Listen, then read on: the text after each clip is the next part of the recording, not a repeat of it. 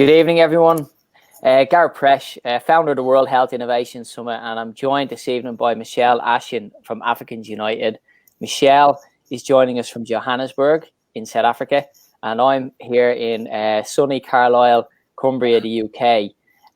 Michelle, delighted to welcome you to WHISTalks. Please tell the audience where you're from, what you do, and a little bit about Africans United. And we're going to go deep into the SDGs and what Africa can do this year. Yeah, thank you so much. I'm originally from the mother city in Cape Town and relocated to Johannesburg in 2012 after I had my second kid. So now I'm based in the city of gold. And that's where Africans United was born several years ago. I experienced a burnout. I ended up in hospital. I was catatonic for a while. It was a really, really difficult journey. And it also cost me a lot to get back my sense of peace and my joy. And it was that particular journey that made me realize just how expensive the journey of self-mastery, your mental health and your well-being can be. And I come from a family of individuals who were in the political struggle for many years. So serving Africa and serving South Africa has always been in my DNA and something that I always wanted to do. But it was going through this particular journey of kind of having to pick up the pieces of my life and recover that made me realize that actually I think that this was what I was meant to do. And mental health is a big problem in South Africa and across the continent. I think, you know, being a Black South African, we have a legacy of apartheid that has left us so incredibly wounded.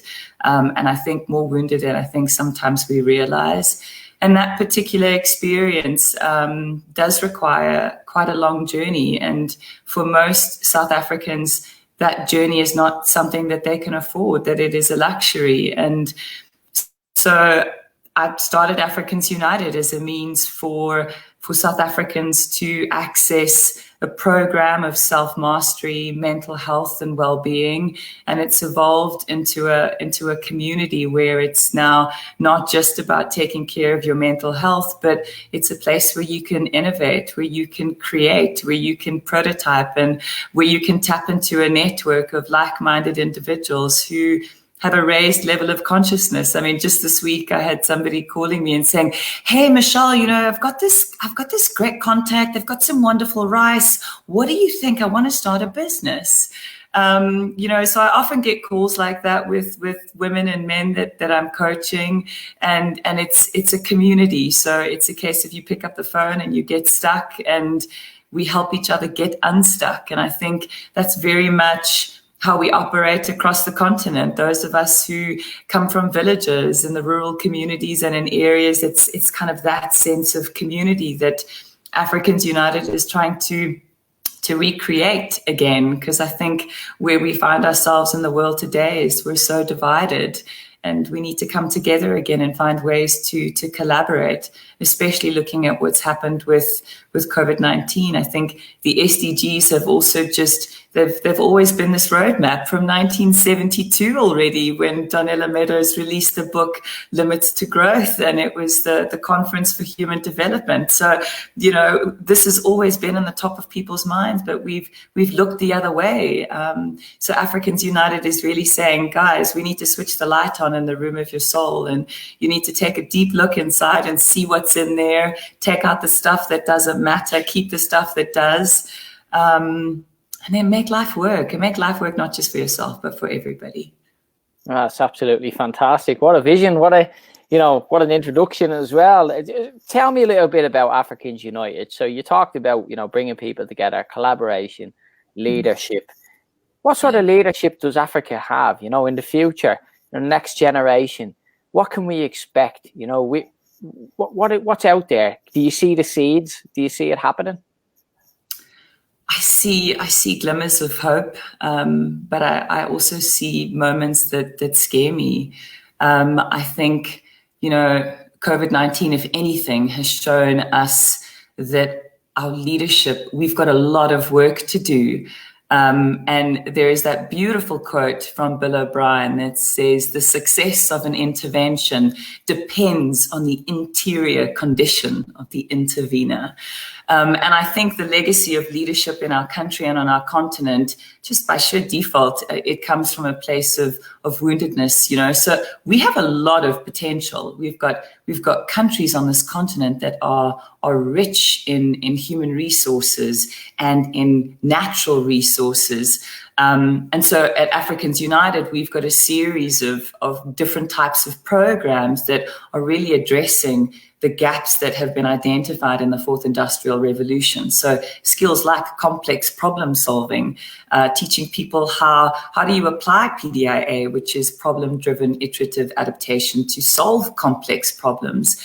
And this is a tool that was developed out of Harvard, and what they use to help governments to solve complex problems, because we're operating in a system. And COVID-19 has also shown us that my behavior impacts a system, and it's quite complex. So we teach that. We also teach the work of Dr. Carol Dweck, the growth mindset. That's a big part of kind of how I operate in my life. I think every single day, and even with the kids, we're learning new things all the time. And Carol Dweck's work is really around saying, well, in any given moment of the day, you either are going to have a fixed mindset or a growth mindset. And where we find ourselves in today and moving into the future, it really is going to take a growth mindset to reimagine this new world. So it really is equipping people to understand, well, if I'm going to be going on this particular journey of learning, how do I do that? And then it's the work of the likes of psychocybernetics, the original kind of self-mastery work with Dr. Maxwell Maltz that deals with self-image. I think the biggest barrier that we face on this particular journey is that we always kind of go back to our old ways. It's like you go to a course or you spend some time with a coach, and it's great for a while, but you don't have permanent shifts or permanent change. And then there is Otto Scharmer's work with Theory U, very involved with the Presencing Institute, part of hosting some macro hubs across the world, very active in Ubuntu Lab, which is the African arm of the work that is being done with Theory U in the Presencing Institute, which is really also talking around the absencing piece. So the fact that we are absent, how do we then kind of wake up and close the gaps that exists in the world in order to transform not just self, but society? So we teach that as a means for entrepreneurs and individuals who have wonderful ideas, but are maybe just scared, how do I do that? So we kind of take them through the journey of the U and how they do that. And we've got some lovely success stories of entrepreneurs who've approached me. Their businesses have been down and out, debt up into their eyeballs, and just having gone through this journey are making money, are successful in the pandemic, are creating jobs in the pandemic, are donating and contributing back into societies. So I'm excited about the fact that the work that we're doing is not just giving people the tools, mental tools, to cope through what is an incredibly challenging time with this physical distance, but the need to maintain social connection, but also just equipping people with the tools to create and to innovate. I was privileged recently, Kelvie Bird, who does a lot of work for the Presencing Institute in the scribing space. I couldn't afford to go and do the scribing course that she did, and she sponsored a large chunk of that. And I love to draw. It's a means not only for coaching, but also for me to reflect and to create a different way of visioning in my day job to give people a sense of kind of what did I hear in a meeting. So we're doing a lot of that. I'm working with a group of makeup artists. With COVID-19, it really is a case of how do I reimagine my role in this new world? Even a group of dancers incorporating social presencing theatre. So looking at body and movement as a means to kind of tap into creativity and innovation and to prototype and coach. So it really is it's a combination of different tools. Unfortunately, we can't get face-to-face So experiences like teaching MBSR, which is mindfulness-based stress reduction, the work of John Kabat-Zinn, we're having to do virtually now. So I've got the group dialing in the evenings at 8 o'clock with John, and we're kind of all MBSRing together around the world and in dialogue on a Tuesday and a Thursday with him. And we're facilitating the sessions via Zoom at the moment. It's absolutely fantastic to hear all this going on. I mean, I don't think Africa has too much to worry about with this sort of energy. So it's, you know, I can feel it from here. So, yeah, it's fantastic to hear. Just tell me about the tools that you describe, you know, because I think you have any, shall we say, life hacks for people who are listening, who are online here, trying to understand what tools are necessary for the growth mindset, for example. What are the basic principles of having a growth mindset? Quite simply, the growth mindset is, first and foremost, you have to believe in yourself. You have to believe that you can achieve. And then you have to practice before the growth comes. And we're very much in that particular space, especially with digital transformation. We've got a lot of new tools in my day job that we're working with. And so it's a case of, I can learn how to use Excel. I can learn how to use Teams. I can learn how to use the annotation tools in Zoom. And so quite practically, it's actually around believing that you can, and then to kind of very diligently practice. And the growth then comes. But when you have a fixed mindset, I can't do Teams. I can't do Zoom. It's too complicated. Yeah. You don't see the growth. So that's a really good life hack that works. Gratitude and setting habits and rituals is a big one. I found that it really helped me to shift, and I've seen the transformation in people that I work with and coach. So in the morning, first thing to do is gratitude. Just be super grateful for what you have, and to list those things, and to set just a minimum of 3 goals that you can achieve in the day. And then affirmation. So writing out a list of I am, to say I am creative, I am confident. It does a lot for your subconscious to start the day off in that way. And then also to start off just trying to be very conscious when you wake up. So for me, I play a little game with myself when I open up my eyes, and it really level sets my day, which is to figure out when I wake up in the morning, and am I waking up on the inhalation of the breath, or am I exhaling? And that's always quite interesting. I find that when I wake up on the inhalation, I tend to have a better day than when I wake up on the exhalation. So that's another one. And then just doing a body scan. So just when you're waking up, once you realize if I was taking a breath in or a breath out, just to take a few moments and to reconnect to your body, and just to feel, where is there pain? Where is there not? How am I feeling? But really to spend the first few moments of the day not on your phone or on WhatsApp or on emails or on social media, but really just to level set your headspace for the day, for your goals, for your mind, the way you're thinking and what you're thinking about. And to do that also at the end of the day. So what did you to look back, did I achieve those 3 goals? And also, how could I make the day better? In the beginning, that was difficult for me because I didn't want to judge myself or criticize myself. But then it became a point of self-reflection, because when you are sitting in that discomfort of what didn't I achieve, you also kind of have to sensitize yourself and to become quite aware around how much pressure do I need to increase or decrease here in this level of discomfort that I'm feeling, because pain tends to be a really good portal for self-discovery and for growth and creativity. Yeah, I totally agree. We've got a couple of questions. If those who are listening and joining us, please let us know where you're joining from. If it's, if you're in Africa or you're in Europe or South America, please let us know in the chat line. But I have a question here. Can you give an example of what's changed with tech, over COVID from your perspective?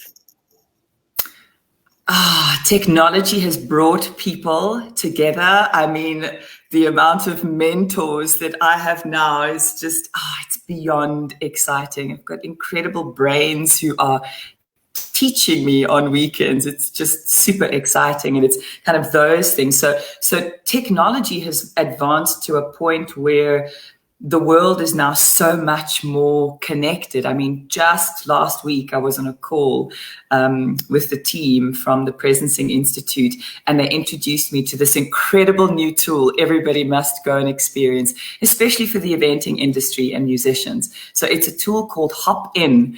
And you can have a virtual expo. So there are expo rooms, you can have plenary sessions, you can network, and you're doing it very much like a Zoom call, but it's all happening in a digital environment. It is a really impressive piece of technology.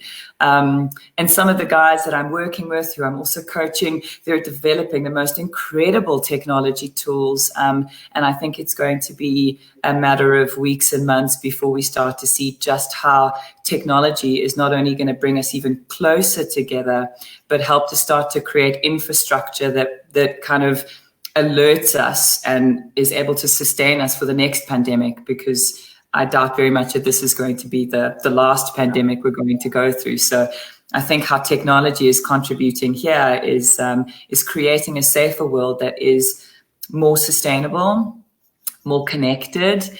And also what we're seeing is how open innovation is working. I was sitting on a solidarity call this morning with a statistician, and there is a big oncology conference happening right now in the world. And normally it's only very specific types of oncologists at certain levels of experience and research that get to go to this particular conference. But now you've got students, you've got academics, you've got researchers, you've got data statisticians, you've got program managers, you've got all of these different people from different parts of the world coming into this oncology conference, talking cancer, research, experience. And what people are learning and sharing as a result is transforming not only science, but societies and the way we're collaborating, which is great. We need more collaboration in order to close the gap in our world. Yeah, I mean, that's exactly what the WHIST platform is about, is that silo breaking, bringing patients, clinicians, managers, voluntary sector, education, and the business community together to focus on the likes of cancer, cancer research, so that we can actually accelerate the solutions, So that question that you had was from Layla. She's joining us from Geneva, so it's a pleasure. Dr. Mwande has a question here. During lockdown, how do you get people in remote areas who have no access to tech? So how do you reach those people? That's one of the questions that we have. And we also have Jill, who's joining us from Ireland, from the west of Ireland. So, great to join. So what do you think of that question from Dr. Mwande? That's the one that pulls at the heartstrings. And that's where the community comes in play. If I think about what's happening up in KZN, dear friends of mine, Dr. Cam Zavender, who owns the Value Health Clinic, he's got a number of rural clinics up in KZN and serves exactly these individuals who don't have access to water, to food, to primary health care. So really, from the perspective of Africans United, for those of us who do have access, we're staying connected to those who are connected. And it's not broken telephone, but it really is a case of we're connecting with the people who can connect, and we're finding ways and means within our network, or we're finding and building other networks to get what needs to get into communities where it needs to get. So I'm on a number of different action groups across South Africa. One's with Yusuf Abramji, who's doing some fantastic work, with Ashraf Garda, who's doing Champion South Africa. There is a large network of individuals that I know of in South Africa who are acupuncture points for different areas, and we're feeding that across our networks. And it's beautiful to see the solidarity come at play, and then to get feedback and photographs and images from the lives that are being transformed that we're able to touch, because it's not impossible. So we're trying. I think this leads us into the next question. I suppose it's the reason why we're talking this evening as well, because we've met through digital means, and we started connecting. I think only a couple of weeks ago we started talking about the opportunities for Africa. One of the questions that's come in here is around what plans do you have for the future to include our youth. That's what it says from, around Africans United. So maybe we can talk a little bit about what we have, going on in terms of collaboration, and how we can accelerate that and get more people involved. Those who are watching this, join us on this journey. Yeah, so one thing that certainly caught my eye was Sam. I'm going to let you answer that one, Gareth. But just in terms of youth, so I did some work at a school last year, working with young children with the Sea Learning program that was developed by Dr. Daniel Goldman and the Dalai Lama, Social, Emotional, and Ethics Learning, which really teaches emotional regulation and mindfulness. So transferring those skills, most of our public schools don't have these types of psychosocial skills that we're teaching children across the African continent, which is really the skill of attention, as opposed to mindfulness per se. So I've got some teenagers in the program that we're working, and that for me is super exciting to see how teenagers are wanting to live a woke life. It was that term, right? Woke. So there is also this hunger and this appetite for, I want to live a life that is meaningful, that is transforming societies, that makes a difference. And I want to be aligned and associated with people and organizations and brands who do that. And from a marketing perspective, I'm seeing that quite clearly from my day job, is that social capital and wanting to buy and consume products and brands that feed and support sustainability and sustainable thinking and circular economies. That's certainly what Africans United is all about. So we're definitely not ignoring the youth. But for me, it's also around kind of what is it that the youth need most of. And I think what is exciting is seeing that youth are starting to realize that I can also be a leader, and that there are many different ways that I can learn. I don't necessarily have to go to university. There's online courses, there's mentors. At the Presencing Institute, we're looking at education and what that could be and feel like. And we're exploring all these different prototypes where education is being reimagined in this new world. So yeah, we're definitely not ignoring youth. Gareth, I think you must tell them all about SAM. It's a beautiful program that I would love to see on the shores of South Africa and across this continent. Yeah, well, I mean, we're partners with Swiss Alternative Medicine. We're working with Shima and her team. Some of them are joining us this evening. So we're developing, our WHISTkids program with them. And we have a lot of plans around cancer treatments and cancer centers. And we're doing a lot of work there. But in terms of our work going forward with Africans United, we're looking at multiple projects, rural health that you mentioned, I spoke with Dr. Mwande at the weekend, just gone. We have a project in progress, shall we say. We're talking to our partners through the UNGSI Foundation. We're currently we produce this Corona perspective every week, which is very much linked to the African Union. So we want to support the 54 nations in Africa, particularly around the circular economy, looking at the opportunity for growth. And through SDG 3, so good health and well-being. I believe Africa will be one of the leaders in this space, because Africa has a great need. Need drives innovation. Diversity brings new opportunity. So that's what I see. From the point of view of Africans United with SAM. We have multiple partners and stakeholders in Africa at the moment, and I'm looking forward to bringing those all into this conversation. We have a patient advocate who's joined us from Seattle, and it's Terry Cootie. She's actually going to be on WHISTalks next week, and she's put a question in here, and I think this might be relevant to healthcare in Africa at the moment. How can we help inform women affected by breast cancer? And breast reconstruction. She's saying that she's happy to help, and around collaboration. I suppose that's a question, and I think that's the beauty of this platform. That's a great example there where we have. I mean, Terry is a world-renowned patient leader in this space.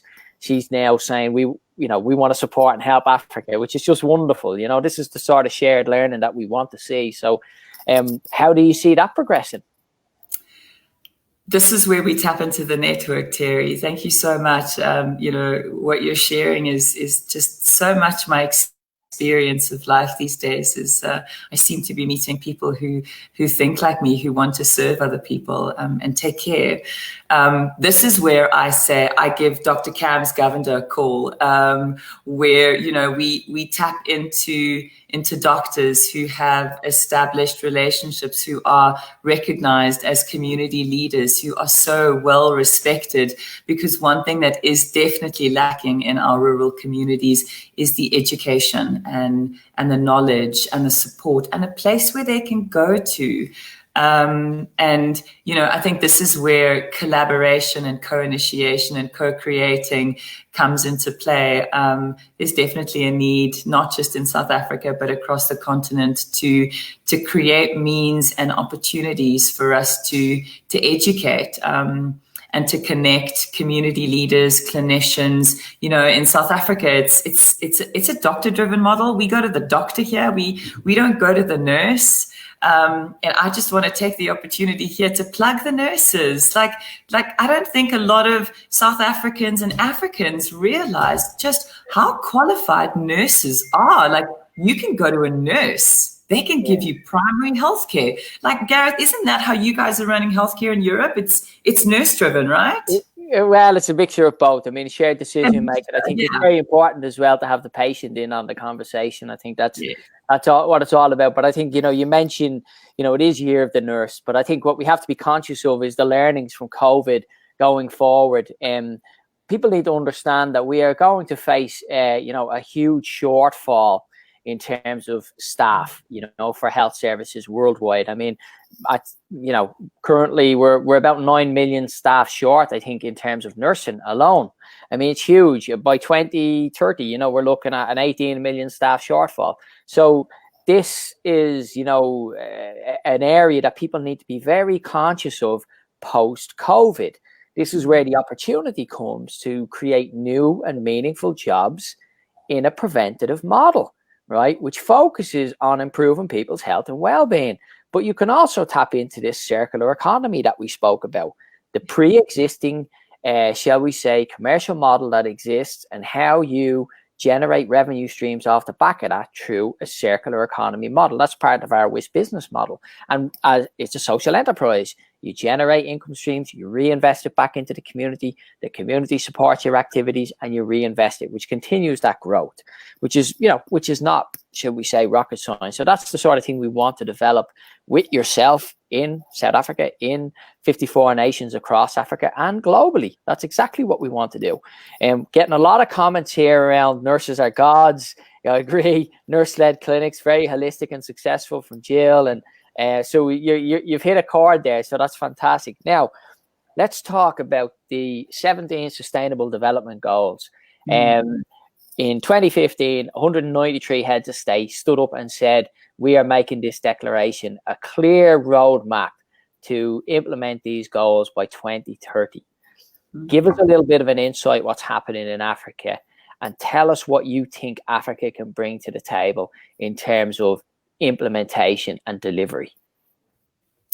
I think, COVID-19 has been such a wonderful opportunity to start to surface this conversation around the SDGs, because so much of our country and even our continent really don't know, like, what are the SDGs? Why are they there? I mean, if you look at South Africa's, NDP vision for 2030, the Africa Agenda for 2063, and the SDGs, they're so perfectly aligned. I mean, South Africa's National Development Plan, the African Union's Agenda for 2063, and the UN's SDGs are mutually reinforcing agendas. It's really such an opportunity for us to tap into not only the resources that we have on our continent, but the human capital that sits here. And I think the role of the SDGs is really to help us guide our decision-making and where we're going to from here. If we look at South Africa as an example, and we just kind of reflect on the progress we've made on quality education in terms of SDG 4, we've made progress. We've expanded access, there's more state funding, literacy levels are up, The rate of ECD learning is high. Under 90% of children, or let's say teenagers aged between 19 and 21 are completing grade 9. That's good. We've made progress. Our challenges, I guess, is that the top grades participation rates are low. There's a high dropout. We've got some serious issues around low internet access, and we've seen that here. We look at goal 8 as an example. We're creating jobs, but not enough to dent this high unemployment that we've got in South Africa and also across the continent. I was going to just say, I know Africa has to create 20 million jobs a year. It's a big number, I was looking through your development plan for African Union. I've also studied the Marshall Plan, which is a European adopted plan where they're trying to support Africa develop these opportunities, shall we say. But I do think that Africa has a very unique opportunity in terms of, yes, human capital, social capital, intellectual capital, and that's where we can tap into that very rich resource. I think you're a great example of that. You're leading by example. I was on a call this week with the Ubuntu Lab, and in that call we were sharing some stories from Zambia and South Africa and other parts of what we're doing with farming. And it was such an incredible sharing of what's happening on the African continent. I immediately said to Sharon, who put the call together, we need to get these stories out across the African continent because people don't know what we're doing. But what stood out that I feel compelled to share was somebody made this incredibly poignant statement on that call, which was, Africa can feed the world. Now, you look at countries like the UAE, it is a desert, but it is food secure. You look at the African continent, we are rich with so much. We have unlimited potential. But it really is coming down to this and how we're going to come together. I completely agree. I mean, our SDG Champions event last year, we had a proposal, which is one we're looking at. It's I don't know if I shared it with you, but it's just the Trillion Trees program, which is what the UNGSI Foundation is looking at, which is where you would basically sow a trillion trees across the Sahara Desert. You create millions of jobs, such great opportunities there. You mentioned agriculture. I do know that the UAE actually are making very strong strides in terms of their development of agriculture. We've had some presentations of theirs recently. Tell me, just as a final thought, like what do you see as the future with Africans United? Where do you see yourself in 5 years? What can people do to get involved? How can they help and support you and others in Africa? What's the take-home message? That's what I would like to put to you as our final question. I guess my vision for the next 5 years is just to impact as many lives as I can and to raise the level of consciousness and to increase the number of success stories that I'm seeing in my life. I don't have the time to do a PhD and a doctorate formally, but certainly the individuals who are going through this journey with me, I've started developing research and insights. So what I do see myself in the next 5 years doing is sharing some amazing success stories of some amazing people that are doing incredible things with their lives and teaching about the impact of systems leadership, because the last 18 months of my life have been so deeply influenced by the impact of individuals who've come into my life and just kind of impacted entire systems and communities of people. So where I see myself in 5 years' time is definitely to keep doing this and to find a way for my children to be a part of this story. My 8-year-old daughter she's got aspirations to work for the United Nations and to set up a channel to teach the SDGs. She's an 8-year-old who knows all the way up to 10. So I'm super proud of her. So yeah, this is very much me and my children on a journey trying to create a world that is sustainable, that is caring, where people's lives matter, and where we make a difference just in allowing people to be seen and to see ourselves every day. Oh, that's such a wonderful message to leave on. I just want to thank Michelle from Africans United for joining us this evening, for sharing her knowledge. Yeah, it's just been an inspiring story, and also I'm looking forward to working with Michelle as we develop opportunities in Africa. We're very much on this journey together. I see ourselves in 5 years, having developed some of these clinics that we spoke about with SDG 3, working very closely with the African Union. And other partners right across the globe, shall we say. Just to say to everyone, we have a special WHISTalks this Tuesday, which is all around SDG cities. And I'll be joined by the CEO of the UNGSI Foundation, Roland Schatz, and Anis Asnar, who's the Chief Investment Officer. We'll also have Dr. Markus Berger from he's the Secretary General of the Austrian Sustainable Council. So that's on Tuesday at 2 p.m. It's a special. We're going to be talking about SDG implementation, investments, projects. So there's a lot on the table there on Tuesday. Do join us at 2 p.m. That's UK time. And from us this evening, myself and Michelle, I just want to say thank you very much for joining us. And we look forward to meeting Terry and our guest next week, Manas, on surgery, shared decision-making, patient advocacy. That's at 7 p.m. next week. So thank you very much from the studio here at my home. And Michelle, who's in Johannesburg in South Africa, thank you very much for joining us this evening. Thank you, everyone. Bye-bye.